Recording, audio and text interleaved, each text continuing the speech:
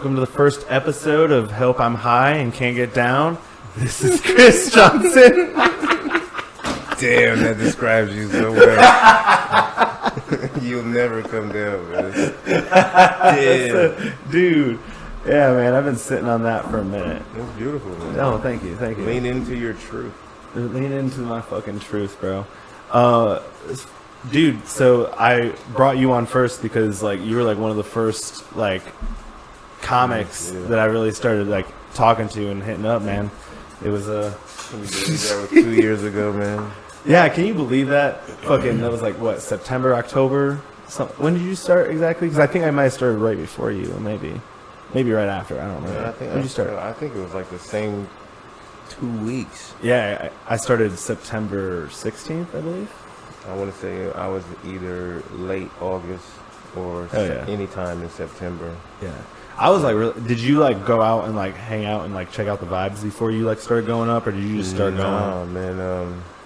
What happened was I went to a festival in Franklinton, and for whatever reason, I had been writing comedy. I don't know why. That's the only thing I can say as far as I don't know why I started. You know, some people really? have that, yeah, but. I don't know. And my buddy just told me to go up there.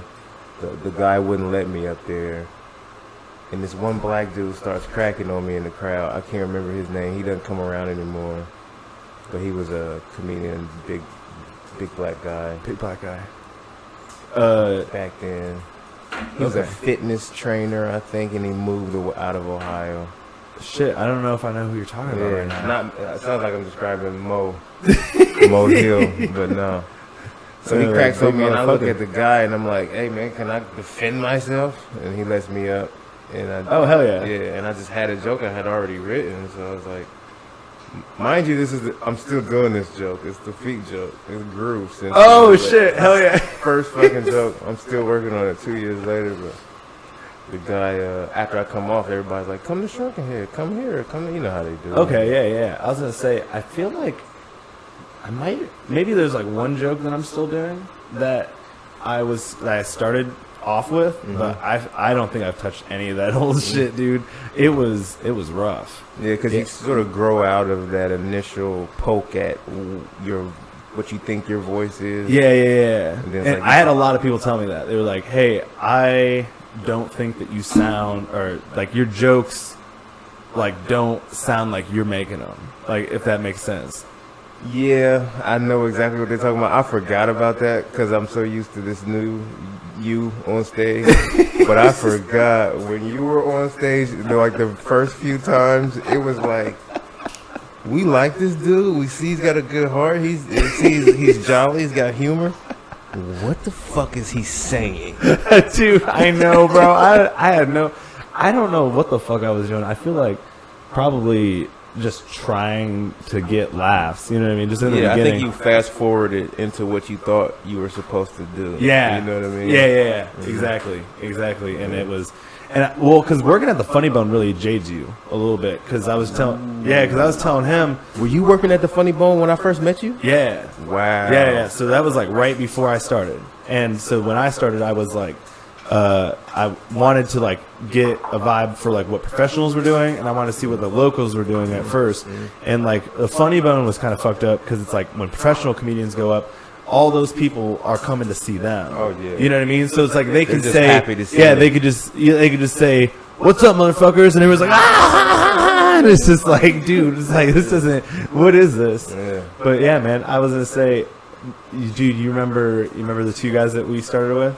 I remember a college cokehead and a military boothead. I thought he was there last night. There was a guy in the front. He would have said something to us. Yeah, that's what I thought. But he was the guy that was sitting in the front. He had the hat on, and I was like, dude, that looks like Robbie. But dude, I remember I took you guys. I invited you guys to the tap room in Columbus, the Columbus tap room, and we all did that like little fucking presentation thing that he had all set up. Oh yeah, the guy he had it all mapped out what he wanted us to do. That was wild, bro. And then the craziest thing about that is is that guy used to sell windows, okay? And so what he ended up telling me is that, like, yo, I have to do presentations for my job, and I make, like, I don't know, it was like $18, $20 an hour or something like that. And he's like, I don't ever do the presentations. I pay Indians $2 an hour. No way.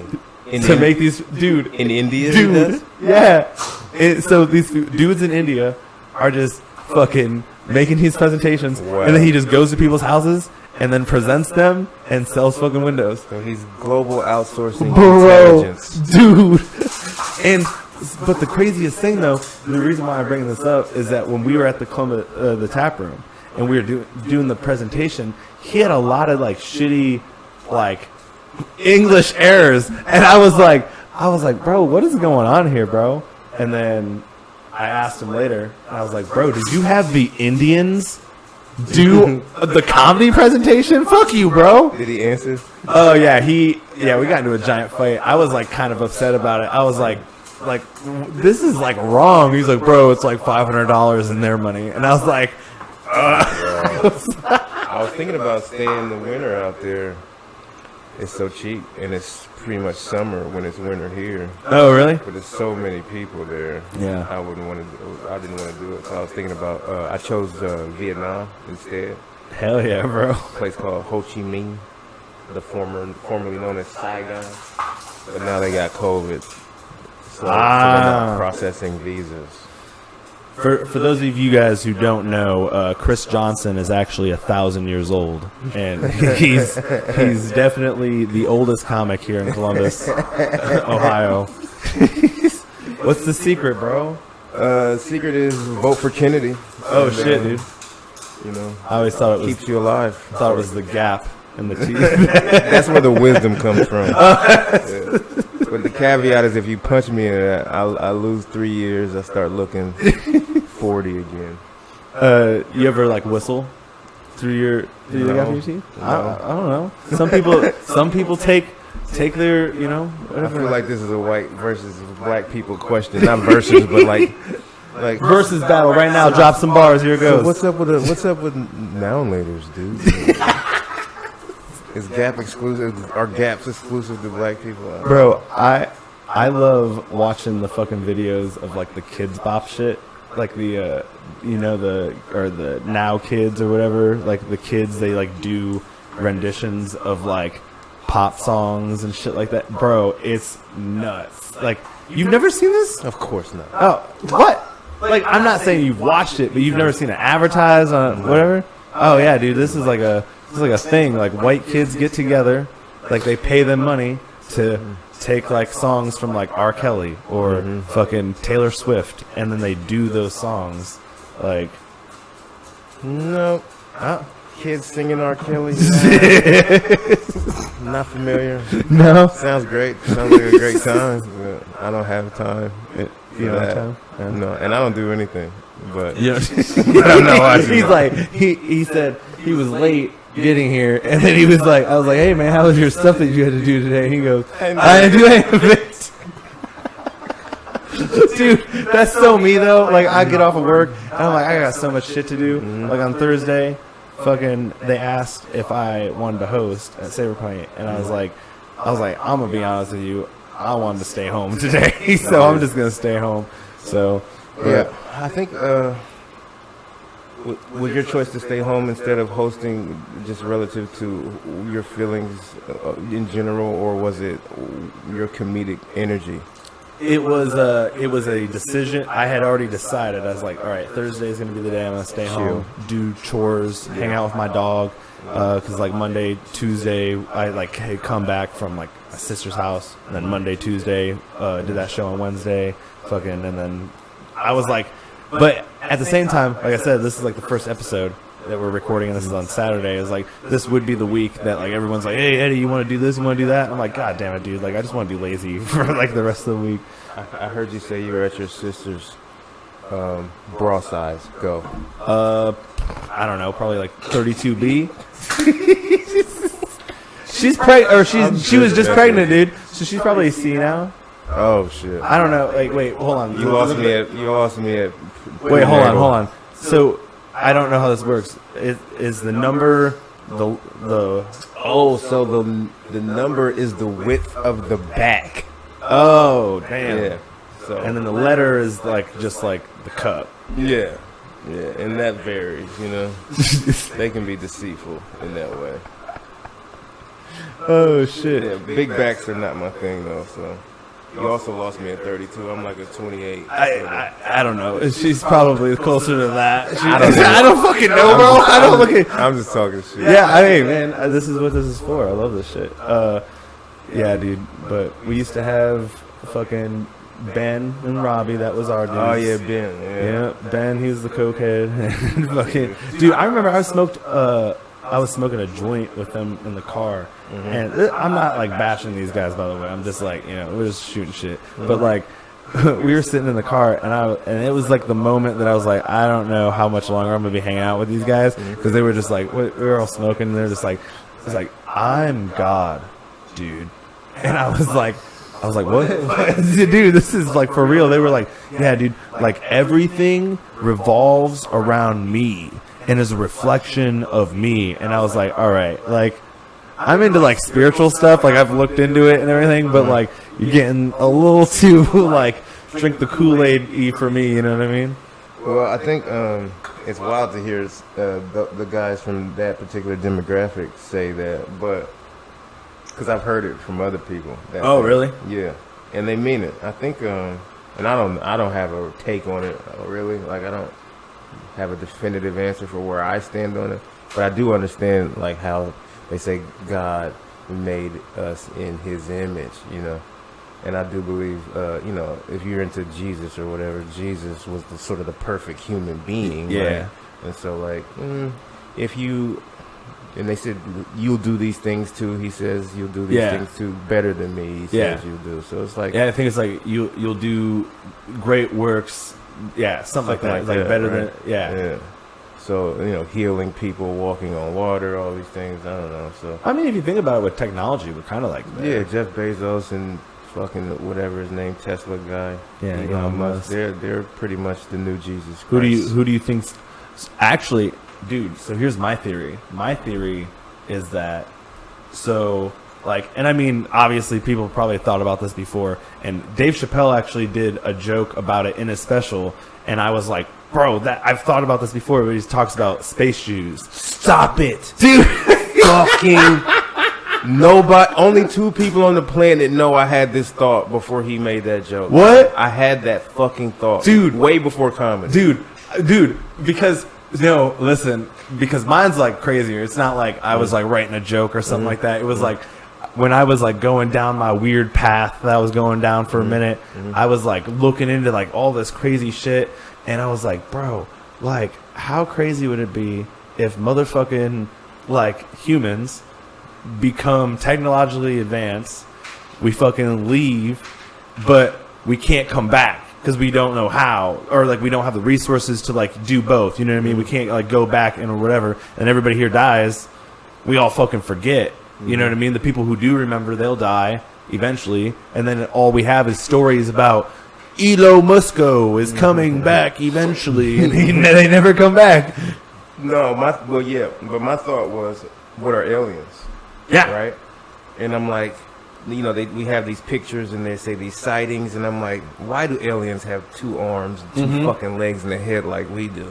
You know what I mean? They should be all just like dicks or something, just floating dicks or something like that. Like some we could never fathom. And I'm like, well, they're probably white people who had enough money and technology to go outer space. Bro. Their bodies changed a little bit because of the atmosphere, and then they had to come back and kill people to alter shit to make things the way they needed it to be. I thought about that because I was like, who, if anybody was going to be the aliens, and this is not like a racist, like, oh, they're more technologically advanced, but to me, it would make sense that people who are far away from stars, who aren't getting any fucking sunlight, are going to be fucking pale as shit. You know what I mean? Yeah. So it's like, shit, did we fucking come here and just fucking... Yeah. I mean, why would regular actual aliens be so interested to come back here and not even like do anything, like just do little secret shit? That's so like, I don't know, Republican. That's a fucking Republican QAnon move. shit. Fucking. Nah, QAnons are not civilized. You're not civilized. You're not civilized enough to do smart shit. I think it's hilarious because every time I go out now, everyone's like, "You get some of that Candace Owens pussy?" You're just like, Rittenhouse, or whatever. "Oh starts shit!" crying, and she's like, He is an innocent Bro. boy. It's so, dude. It's so savage now that like I'm like slowly starting to get better at writing jokes. Where I'm now starting to find that like there are some comics that like I'm like running into like the same plot train with or like thought Yeah. or whatever. Like last night I did a joke about I was doing my Alec Baldwin joke, and then just to like tie it in, I did. I said, "Yo, do you think that Alec Baldwin will do a better acting job at crying in front of the jury than Kyle Rittenhouse?" And then I was watching Sam Morril. Yeah. He did a joke that was like, he was like, "Oh yeah, they're gonna make a Kyle Rittenhouse movie. Who do you think's gonna play him?" He's like, "I know what you guys are thinking. Alec Baldwin's too old or something like that." And I was like, "Dude, god damn it, bro! Like everybody's like." It's just so crazy. Because it's like we all are experiencing it, but Yeah. And then the hottest, you want to sort of tap into that, or tap in on, you want to talk about the hottest topics. And, yeah. Well, it's also kind of like what we were talking about, like last night when you were asking about that joke about the hung jury. Yeah. And you and I were on two different like roads because you were thinking about this, and I was like, "Yo, what about this?" And you're like, "That was perfect." Yeah, you know what I mean? Yeah.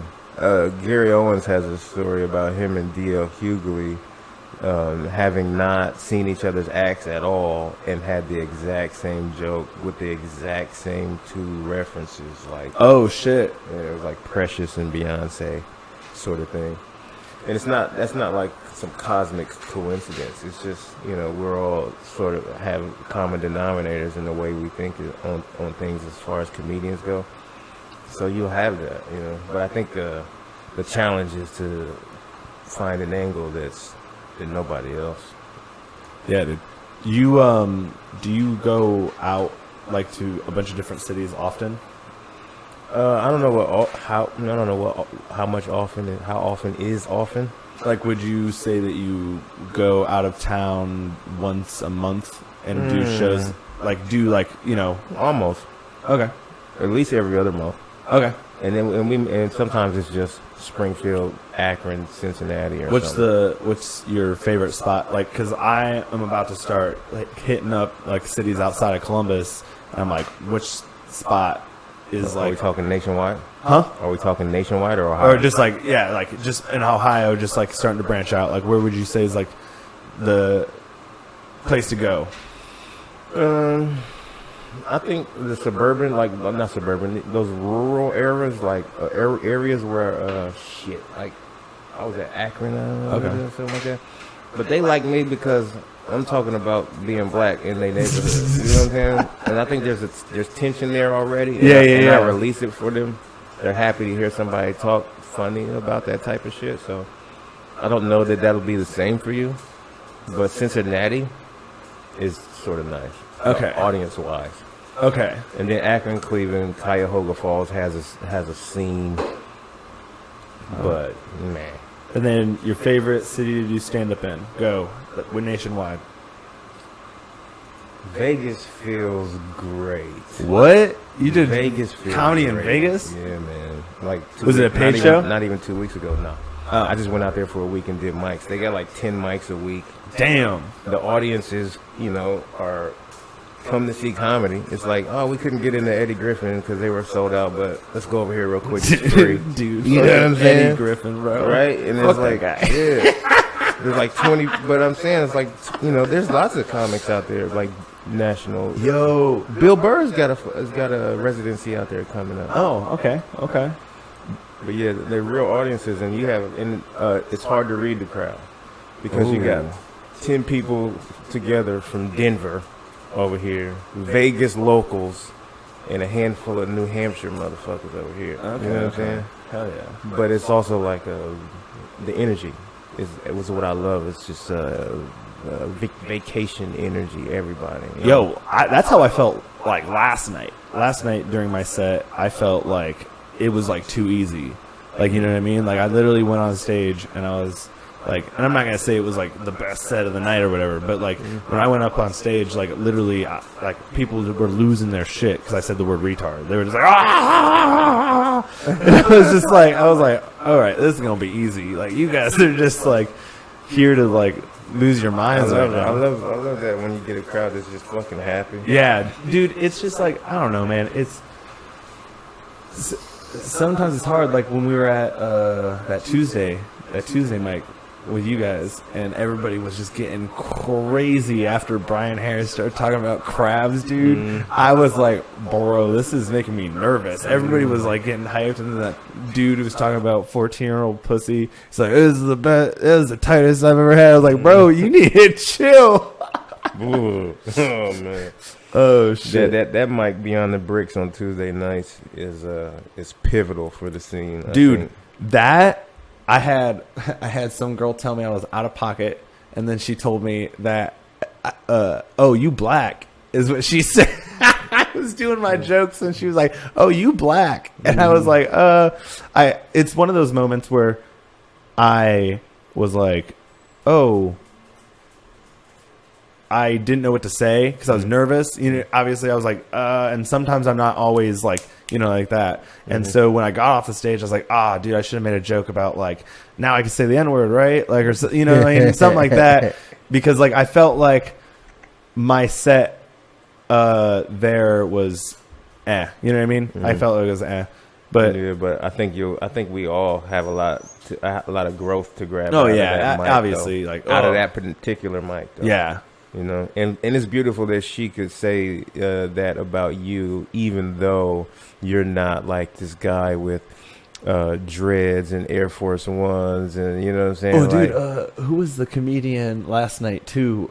He was in like a black comic, nice suit or vest. Oh, bigger guy. No, not the bigger guy. He was thinner. Last night. Yeah. I don't know who he was. Okay, yeah. But it was funny because when did he go on stage? I think he said he was going on stage. Yeah, because he asked me for advice, and I was like, bro, just say. Oh, he's a newbie. Yeah. So, but when Xavier was on stage, he was like, I don't know what this guy is or whatever. And then he like looked at me, and he's like half black and half Jewish, and I was like, you're the second black person to tell me I'm black today. You know why it's beautiful that somebody can say that about you, even though you're not appropriating in any way. Yeah. Because we're all sort of black, you know what I mean? Like, we're all sort of the same, whatever the fuck that is, right? And so for somebody to be able to notice that in you really quickly is a good thing. I think the problem is that a lot of people, I think we focus a little too much on the race issue. I think it's more, in my opinion, at least because I grew up poor, I think it's more of a classist issue. Oh, absolutely. You know what I mean? Because it's like, and I've noticed, but if you look at me, you're like, he's poor, and look at you like, yeah, he might be good. Yeah. That's what I was saying. Well, and it's like crazy because it is dependent upon your looks. Because I mean, I growing up never wanted to like be poor. I always wanted to look like a jock or whatever. I didn't fit in. Like they weren't my friends like until like senior year. But like I was like trying to fit in super hard. But like there was one time when I was walking into Walmart with a dude that I used to work with at Longhorn, and he was like, you know, tall, thin, was missing, you know, maybe some missing teeth or whatever. And when we were walking out, they stopped him, and I was in my manager clothes, and they didn't stop me. So it was just like one of those things. It's like, I think it's more of like does this person look like they would steal from us? And sometimes sometimes it is a race thing. Yeah, obviously. Because if you're brown, it's like automatic. Yeah, exactly. You know what I mean? But the thing that I have noticed, which is an American problem, exactly. But the thing is, though, is that when you talk to other people, it's like America, at least from like what I'm hearing, is that America's like chill compared to like other countries, like Europe. I hear that Europe's pretty bad. I've never been there. Yeah, I mean, I've never been to Europe specifically. I mean, I went to a big difference in the two is that a lot of those countries don't have guns. The citizens don't have guns. Yeah. You know what I'm saying? Yeah, true. So like, I'm not worried about what a motherfucker says too much. You know what I mean? But because I can say what I need to say too, and we can go on about our business. But when a motherfucker's like, "What? You about to hit me, aren't you?" Where'd you grow up at? I was born here in Columbus, Greenbrier. What? Greenbrier, you know what that is? No. I'm not from here. I'm poorer than you. Hell yeah. Oh, no. You're not from here? Nah. I didn't know that. Oh, yeah. Where you from? I'm from a Enough small, about you. So I'm from here. I went to school in Chicago for a little bit. Okay. So both, I went back and forth. How long were you in Chicago for? From ages like 14 to like 22. What kind of kid were you? Were you like a totally different person? Were you like a gangbanger, or were you like a nerdy remember kid? I'm 76, so back then there weren't gangs. Oh, you know what I mean? Oh, back then there weren't gangs. There weren't even shoes. We were. You were a slave back then. Just like you were helping. Nah, yeah, definitely. Well, gangbanging is different out there. It's like this neighborhood, this 2 square miles is a certain territory. Okay, and you just are one of them. If you're in there, or you just don't talk to anybody, don't come outside, there are those people. So you're saying that like you're like regulated to like staying in like certain zones? Well, if you go into another zone and they don't know you, like like one time I ran out of gas. I was going back and I ran from here, and I ran out of gas right before a certain street, right? And I get gas here, and people are looking at me like, dudes are like they're doing this when they walking past, like, you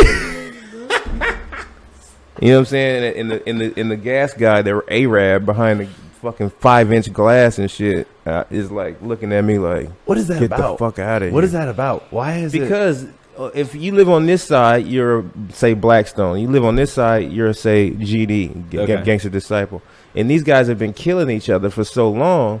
When they see somebody they don't know, they like, is this the nigga that killed my cousin, brother, uncle, best friend, son, daughter?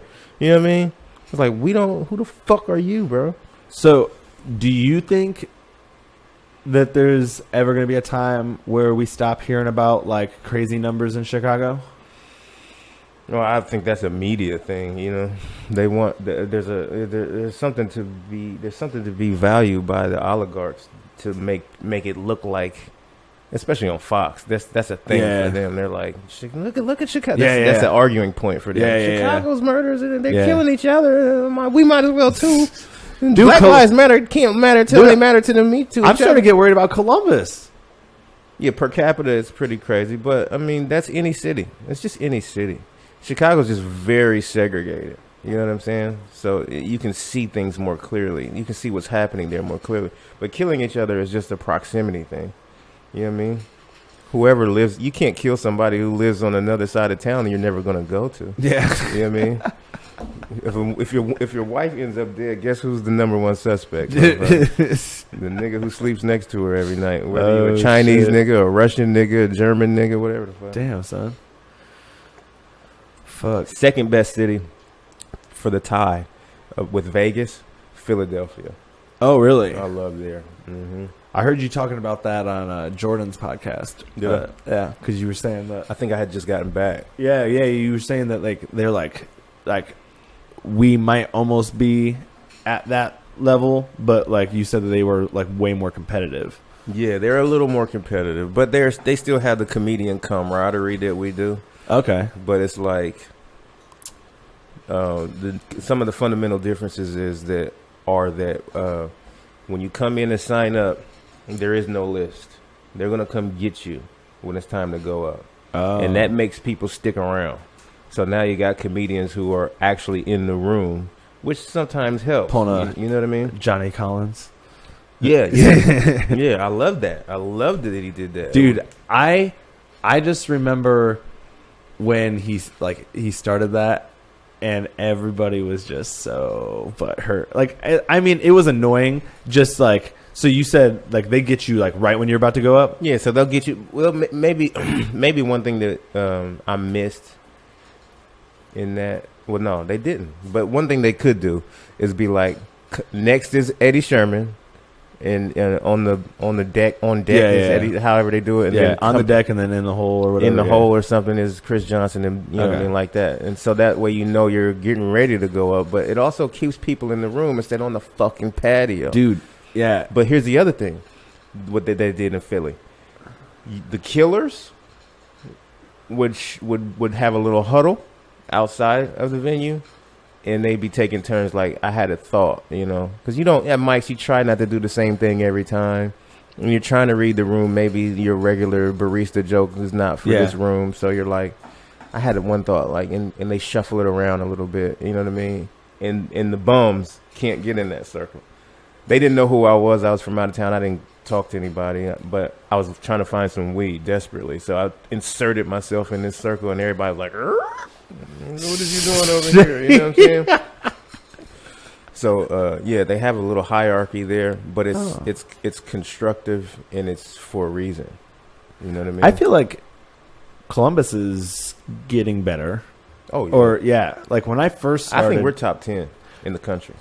Because I feel like when I first started, this is not a knock on like Nick Glass or anybody who was hosting at that time. I just like, it felt different than it is now. And maybe it's because they have 2 every week now, like at the Shrunken Head. Because like the Shrunken Head was like the place. And like the old rules were you had to show up at 6, sign up, and the show didn't start until like fucking 9. And Is that how long it was? yeah, it was fucking late, dude. Like, because like I remember I'd have to get off of work, I would get there, and then I would literally have to be there, and sometimes you'd be last, and then you'd have to wait until fucking midnight, and you're like, dude, I just spent 6 hours at an open mic. Like, this is nuts. Yeah, I like I like having the convenience of being able to DM the host, or like show up an hour before the show. Yeah, I was gonna say that's super nice, and I feel like I noticed after the pandemic for sure, because like a lot of you black comedians started throwing mics and shit like that, and I started showing up to these mics like the time that would say on the flyer, and then everybody would show up like an hour later, and I was like, bro, what? Red Rock, I showed up like when the sign up said on the fucking flyer, and then I showed up, and dude, not a single person was there for like an hour and a half, and then one other comedian was like, "Hey, where's the sign up at?" And I was like, "I don't know, dude." That's how it was in Vegas too, though. Oh, was it? Those mics are all mixed except for like 1 or 2, and they don't show. I was on time, and ended up going first. And, you know, and so it was like a waste. I ended up, and I'm going first in a mic where the host fucking rapped a song instead of dude. host, you know what I'm saying? So I'm like, now I gotta turn the tides from this fucking mediocre rap guy. And dude, I was like, if you're black, you can rap. It doesn't mean you should. You know. That's so funny, dude. Yeah, man. I feel like that was a fun mic. I feel like that Tuesday mic was definitely one that I felt like I had more fun after I left. Even if like my set wasn't that great, I felt like because of how interactive the audience was, even though at some points it was like, all right, you guys need to shut the fuck up. But like, it was like, I like when the crowd is reactive. You know what I mean? Even if it's not laughing, even if it's like I got awed there, and I was like, you motherfuckers. Because there's something about a purely black audience that edits your material more strongly than any other audience. You know what I mean? Yeah. If you really think about it, and I'm going to start saying this at that mic, is that those particular people are the demographic that makes what's cool. Yeah. For the world. Yeah. And it's a very small percentage of human beings as far as the planet goes. Yeah. So, like, it's important to be able to make those people happy. Yeah, and that's like the thing that sucks though, is that like those people like crazy ass comedy, and then you know what I mean? It's like as soon as that gets out, everyone's like, whoa, that comedy's crazy. Like, I have so many like black patrons like at like bars or whatever, they come up to me like, hey dude, I loved your shit, and I was like, great, man. Dude, it's so not weird. Great for ticket sales because they they don't they sneak in and they don't tip and they bring their own alcohol. But dude, I watched that one time, bro.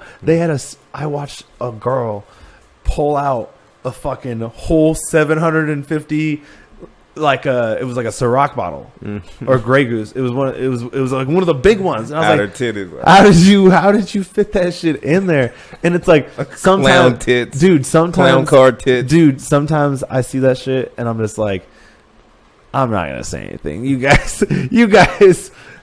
Obviously, if I tell on you, it's gonna be worse. Listen, man. When you don't have shit, you learn how to make it. You know what I mean? Yeah, for sure. I know all about that fucking shit, dude. It's like that's why black business was so crazy in COVID, because you had people, whites, who were not used to being poor and owned $500,000 businesses and had $40,000 worth of credit debt, and we're sinking in the pandemic, and we're like, where are we gonna go? Like, fuck, don't answer the phone. Yeah, you know what I mean? So they getting rid of businesses for half price, and niggas like us is like, all right, give me that. You know what I mean? I know how to dodge the creditor for 2 years while I get this shit together. You know what I mean? So you own residences? Yeah, real estate. How many do you own? I'm down to 3 now. I'm selling. Down to 3. Yeah, I had 7 at one point. Oh shit! But the prices go up so high for shit. I'm like, you'll give me what? cash and check. Hell yeah! One time, I bought a house for $18,000. I might have put, it was a double, so 2-sided. I might have put $10,000-$12,000 on each side, fixing it up, and it wasn't great, but it was close to Children's Hospital.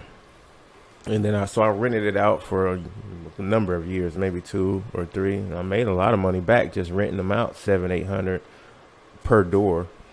And I get a call from this guy. He's like, "You want to sell?" Like, harassing me though. "You want to sell this house? You want to sell Fairwood? You want to sell Fairwood?" I'm like, "Nah, man, shut the fuck up." Calling me from different numbers and shit. Shut the fuck up. And then one day, I don't know why, but I answered. I knew it was him. I was like, 210,000, and I don't want to talk about it. Bop. Text. He's like, "I'll see what I can do." He did it. Damn. I said cash. I don't want no long closing costs, and I'm not changing shit. I'm not doing nothing to the house. I get there, some fucking Lamborghinis outside, and the guy sent me the money before I even sat down. My account's like, dude. Yeah, so I'm sort of addicted to that. So are you in like investing and shit too? Well, I don't want to buy anything. It's too high here. Well, I'm just talking like investing. Oh, and other stuff? Yeah. I mean, right now, I don't want to say investing in me, but, my emotional health is my biggest concern right now. How you doing, by the way? I do better and better as time goes by, but I'm cycling within that. Okay. So my grief, my daughter died. It's like I go back, I sink into the sunken place, I call it sometimes, and then I have a great 2 weeks. I had my first only 2-week consecutive days worth of feeling healthy. Yeah. I'm glad that you brought that up, because I actually did kind of want to bring it up. That's why I was asking you the other day. I was like, "Hey, is there anything?" You know what I mean? I just wanted to make sure. Bro. So, like, can I ask, like, what happened? How old was she? Like, what happened? Like, what was going on? I can't. Well, if I say the ending, what happened? You don't quite understand that she had sort of mental or emotional problems from the beginning. Like, oh shit! How old was she? She was 15 when she died, but when she was, I think my ex told me that as early. I forgot about this, but it was like as early as 3 or 4, she spazzed out on the daycare people and tried to run out of the daycare for whatever reason. And my family is on my side, my dad's side of the family are all pretty like wild. You know what I'm saying? Like my grandma killed a nigga. I got 2 uncles that killed niggas. Like Shit. They're really violent. You know what I mean? The women, I can't take them to restaurants. They get upset with the waitresses, and it's always a big thing. And and then again, my daughter's 6 years old. At the kiddie table, like down here, the kindergarten or something. The teacher says, "No, you can't have this crayon." She's like, "What, bitch?" Bites her. Damn. Police holding her down, trying to keep her from running away. She's fighting the principal. She only fought grown-ups her whole life. And she had maybe 5 or 6 of these episodes where she would lose it. Never did it to me. We were really close. Maybe closer than her and her mother. And then she was 15, hormones, boyfriend, sexually active, divorced her mother and I. It was just all of the. She had a perfect storm of things that made her lose it. And oh man, she tore it. I mean, anything glass in the house that night, she broke. Damn. 85-inch TV, she stabs it to shreds. Brand new sectional, cuts it the fuck up. Laptop, food, and then she lost control and took her own life. Fuck. And so that was when you got divorced, or like that was maybe 2 years after the divorce, but it was fresh for her. Yeah. Not needing a mother and living with me full time and not really having access to her mother the way that she may have wanted. A host of things. Just shit, dude. Yeah. Well, I just want to say that like I'm fucking glad that you're getting back out there, because like when you told me about it, I felt fucking broken, dude. I was like, God damn it, dude. Like, I love Kris. Why would this happen? Thank you. Yeah, dude. It's just like, I just feel like, it's important. One of the things that, at least for me, and this is just like depression in general, and something that I've noticed recently, is that like hanging out with the people that you enjoy is like the only thing that can truly heal all the things. Because it's like, and you know what's crazy? I'm sorry, go ahead. No.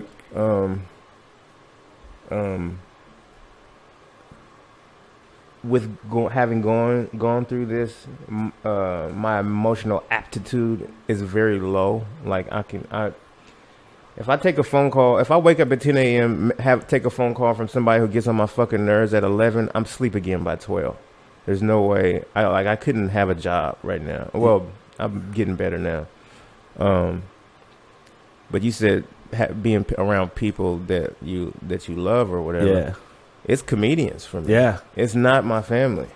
It's not friends from pre-comedy. Yeah. Like, it's just you guys. I feel the same way, dude. And it's like, and I've noticed this a lot with like Def Goldblum or like Tim's. Like recently, like I've been talking to to Alex Timms a lot, and even like Brian Harris. Like, you know what I mean? It's just like, the more I see them and the more like we chat and everything, it's just like you just get closer and you're just like, dude, like I wish maybe not. Maybe this is a bad wish. I kind of wished though that like more people had like the personalities of like comedians, where it's just like, where it's like a lot of times we're just like shooting the shit. It's like, I'm so sick and tired of like all of this like in the workplace, like inauthenticity. Yeah, like you can't say this, all these people are saying bullshit, and it's like all these people are talking shit behind your back, and it's like, bro, like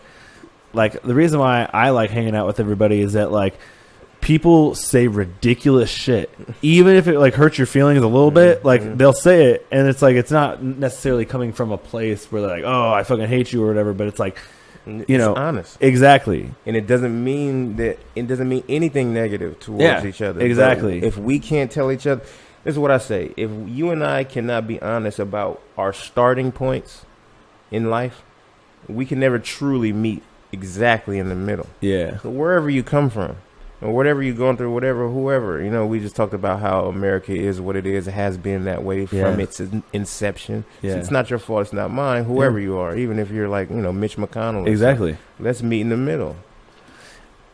Yeah, and I think the elite is like I was saying, like with the classism earlier. I think that like one of the things that kind of sucks is that we have a lot of people who go to college who are reading about all this shit about people suffering, but they've never actually suffered.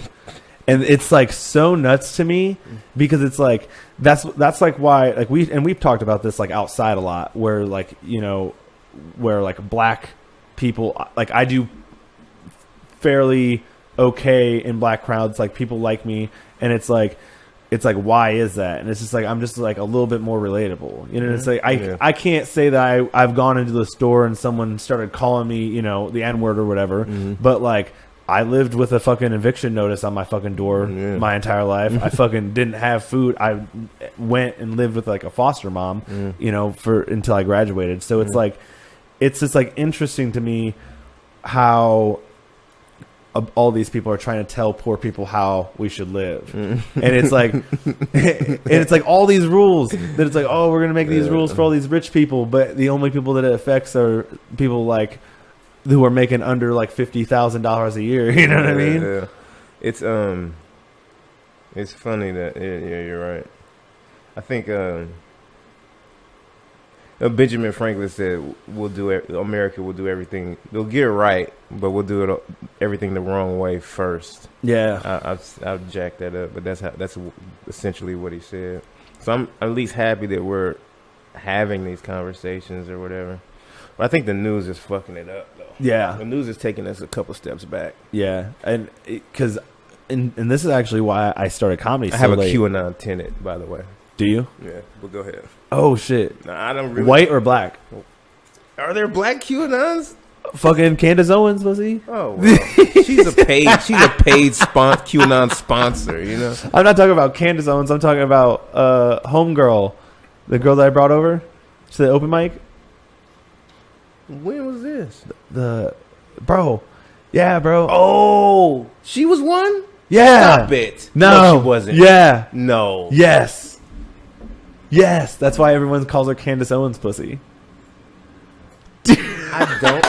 I'm blown, bro. I don't want to buy it. Bro, you see bro, we were at the bar and she said something about COVID. But she said it was like something like COVID being like a population thing. And I was like, population control. Yeah. And I was like, who do you support? And she was like, I supported Trump. And I was like, I started laughing in her face. I was laughing so hard. My God. I like felt bad because I was like, that's why she swiped on you. She thought you were one of them. Dude, we didn't even swipe like that. She lives right there. Oh, really? Dude, we're talking shit. She lives right there. I'll wear a MAGA hat for some preaching. Oh, dude, that's what everyone keeps saying. And she's got the chest tattoo and everything. Philly chick. Wow, dude, it's nuts. I didn't know that. Yeah, I missed out. She hasn't talked to me in a minute, so I don't know if she hates me or whatever. But yeah, I got a QAnon tenant. I've never talked about it out loud, so I don't want to waste many minutes, but shit, it's crazy. I'll end with probably what's going to be the punchline, which is after this guy gets his ass beat in my house that I rent to him and some other guys, because this is a sober house, so there's 3 different rooms that people rent the room from me. Oh, so it's not. They came out of a shelter. Okay. It's a sober house, and not supposed to drink or anything like that. Some dude beats his ass. There's two sides of the story. I don't want to hear either one, but the guy's in my face like, I was assaulted. And I'm like, look, but he's always getting assaulted by some guy in that house. He's been there for a while, and it's always a problem with him and somebody else, and it's never his fault. So I'm like, look, the only way this works is, and what I was going to say was, you sign a contract to say if you get into trouble with anybody else, it's your fault and you got to leave. Because I'm tired of this shit. But he interrupts me and says, is if a black guy. So I go, so I'm like, the only way this works, Ronnie, is if a black guy. And I'm like, I'm really hurt, really. You know what I mean? Because I never introduced race in any of our conversations. Yeah. And I level with him. I know what he is, but I talk to him, you know, and he emails me afterwards. He's like, that was a great talk. I love talking to you. I hope we could do that again. And then, you know, a couple more doses of Fox News, and he's like,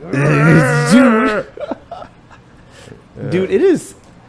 He never finished his sentence because I probably made a face. I didn't mean to, but It's so funny to me how blatant the news is. Like, you know what I mean?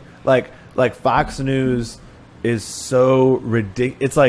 It's almost like watching I don't know, like fucking like the History Channel. You know what I mean? Where it's like they have true stuff they're talking about, but they like take it to this whole another level. And then you also have like the other side then too, like CNN, you know, saying Joe Rogan taking horse dewormer or whatever, and it's just like, you know, can we just get the stories like? Yeah, the news should ideally be unbiased. Yeah, like it's almost like everything's like an Onion article now, like literally. They want money. Yeah, money is the corruption, the corrupting piece of it, and so they stay on the news. Is 24 hours.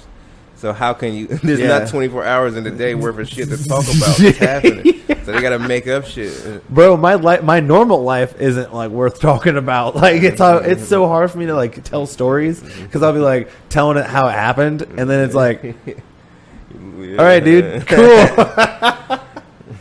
I start doing this. And when people tell stories that get way too long. Oh, dude, if I end up down here, we'll never have another conversation again. Bro, my favorite is when you're smoking with people and they do the, oh yeah, is that right? Yeah. Oh, that's crazy, bro. Great, wow, wow, bro. Oh shit, man. Yeah, I mean, that's pretty much what I do to get laid. Oh, really? Wow, for real? Dude, I'm so good at opening the door, but I can never get it closed. Like, literally, like, I had a girl go to unbutton, like, a button of my shirt, and then I didn't sleep with her. Yeah, I'm bad, too. I don't know if it's the social awkwardness. It might be, yeah. Yeah, I don't know. Something about I don't know. I hope it's not a comedian thing, but I'll take it if that's what it has to be. Fuck it. I was gonna say I was gonna go celibate, you know, just become a monk or some shit. Pretty much am. Like me and porn are really close now. Yeah. So who's your favorite porn star? You know, I go through phases like I do favorite comedians, you know what I mean? So who's your favorite porn star and favorite comedian right now? So right now it's Don Rickles and Gabby Carter. Ooh, I've never heard of either of those guys. Well, I've heard of Rickles. Don Rickles is probably one of the masters of crowd work. Okay, dude, I need to work on that because like what I'll do is I'll like do like 20 seconds, and it's like good for like 10, and then the last 10 seconds are like, oh, he's losing it, and then I just go into my set because I'm just like, I do not know how. Tucker's really good at it. Tucker, yeah. Yeah, I feel like when I first started, naturally. Yeah, when I first started comedy, that guy was fucking. He was like, I was like, bro, I want to be kind of like that because he was just like so. When he first started, like he's not as he still is crazy, but like he was like calling people fuckers, like bitches, like cunts, like it was like crazy, and I was like, whoa, this guy is nuts. Yeah, and it's all like just him. Talking, yeah, you know what I mean. That's great. I will say that like I've heard like some people like talk shit about crowd work because they're like, oh, it's not comedy. Yeah, or those are the same. I mean, you can be a purist and talk that shit, but really, at the end of the day, the job is to make people laugh, and if you're doing that, then that's okay, you know. And one of the rules is that you're on stage and you're riding on the relationship with the audience, so. That's how else, you know, you can't refute that. Now, if you're in a contest or something, or you know, Yeah. it's a structured in a way, whatever the show is structured in a way that you know that's not really conducive to their. Have you done any contests? Nah, I don't think I'm interested in the prize.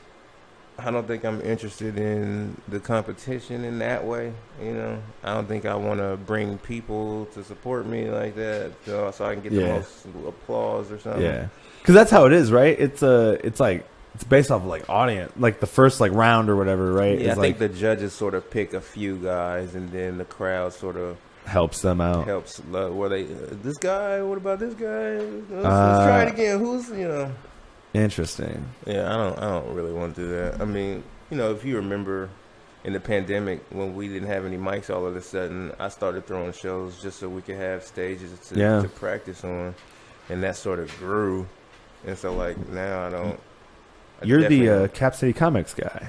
I guess. I mean, yeah. I've been trying to like get you to actually like admit it, like because every time I ask you, like it's all of us, man. We're all Cap City Comics. Like you who clicks publish on the motherfucking post? That's what I want to know. Well, I've given a few guys access to it. Okay, know, so who would you say is it like you, Samson? I would say HB has been like a godsend. What is he going to school for? Is he going to school for like business or something? Cookies or Cream. I don't know. Cookie. Like it's not real. He seems like he's like that cokehead that we met in the beginning, but he's like getting shit done actually. Yeah, man. Fucking. I was gonna say, yeah, he's like him and Samson have definitely. I'm like watching like what Yale and Kris, fucking Samson, HB, fucking.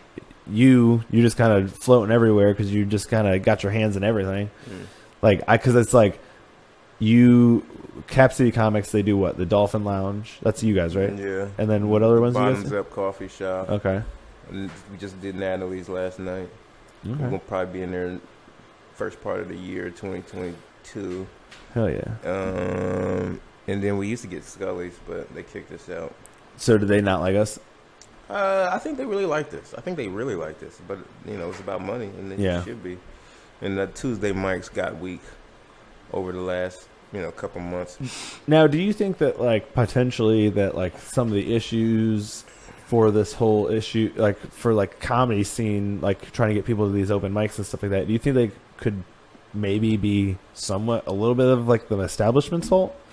Like, because it's like a lot of these places have like Instagrams or they have Facebooks, and it's like, hey, if you're gonna have something at your fucking establishment, post something about it. What there are some venues that don't do. There are venues that do more than others. Yeah, like Natalie's is really great. Like they really helped. They really they put the flyer together. They put the event together.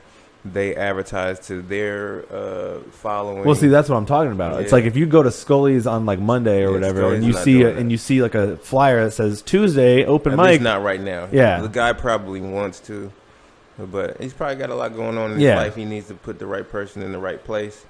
And I just feel like that's like for like everybody. Like I feel like the Shrunken Head. Does like the Shrunken Head actually post? I don't know if they have a following like that, but like a lot of people just know what it is. Yeah, and they kind of remember that there always has been some sort of comedy there. Yeah. So I don't know. So that's what back to Cap City Comics is like. I'm trying to gather a following in the city of people who like comedy and don't necessarily want to go to the Funny Bone all the time. And this is local. This is raw. This is up and coming people, and if they're into Cap City, then they'll see me post your podcast. They'll see me post all the mics that we do and all of the shows that everybody throws. Yeah, and then hopefully we can be a little more cooperative and not cannibalize each other by throwing shows on the same day. Bro, that's like we were just talking about this. I was talking about how like the whole reason I want to start this podcast is one, I want to know everybody because it's like, yeah, we're out, but it's like I can't. It's kind of hard to like talk about your life when you're like just chilling out and hanging out and having a good time, you know what I mean? And you're just trying to like find out like you know what I mean? I'm not going to ask you about your daughter like at the open mic because then it's going to fuck up your set, you know what I mean? It's like, so it's like, I'd rather do that in like a personal setting where it's like, hey, let me know Kris a little bit more. Let me know these other comics a little bit more. And then also on top of that, you know, kind of try to do what these other comics are doing with their podcast and like network. And it's like, and I think that's another thing that Cap City should be doing, is trying to do, is because some people see us on fly. Like some people, if you watch the Facebook ads and Instagram ads when you post flyers to your show, 3,000 people saw it, 400 reacted to it. And that's going to equate to like 4 people showing up.